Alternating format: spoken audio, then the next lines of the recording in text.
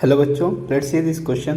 The question says aqueous solution of group 2 is precipitated by adding Na2CO3, then this precipitate is tested on flame. No light in visible region is observed. This element can be option number A barium, option number B magnesium, option number C calcium and option number D strontium.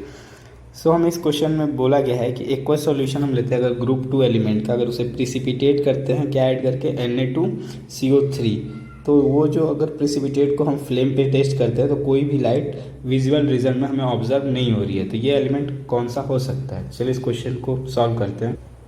सो इस question का जो की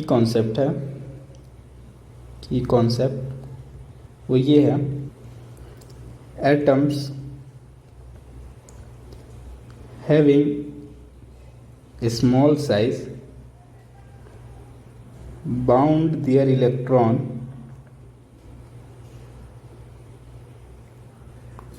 to them so tightly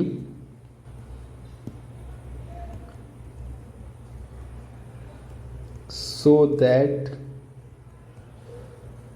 they can't able to excite from their cell।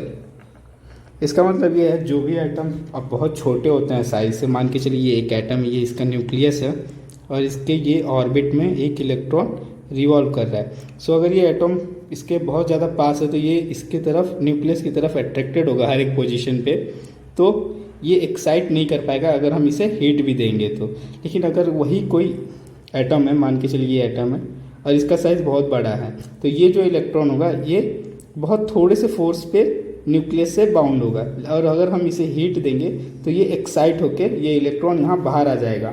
और हम ये जानते हैं कि जो एटम होते हैं वो कलर कब शो करते हैं, तब शो करते हैं जब इलेक्ट्रॉन की एनर्जी में ट्रांजिशन हो, यानी कि अगर वो लो लेवल से हाई लेवल पे जाएं या हाई लेवल से लो लेवल पे जाएं, तो इसी ट्रांजिशन की वजह से जो एटम होते हैं वो कलर शो करते हैं, सो कलर। और यहाँ पे कोई ट्रांजिशन नहीं हो रहा है, ये इलेक्ट्रॉन जो है वो एक्साइट नहीं हो पा रहा है, तो ये कलर, कोई भी कलर शो नहीं करेगा, सो नो कलर। तो कौन से इसमें से जिसकी साइज जो सबसे छोटी होगी वो कलर शो नहीं करेगा। So option number B is the correct one. So the final answer to this question is option number B magnesium. I hope you understood it well. Best of luck.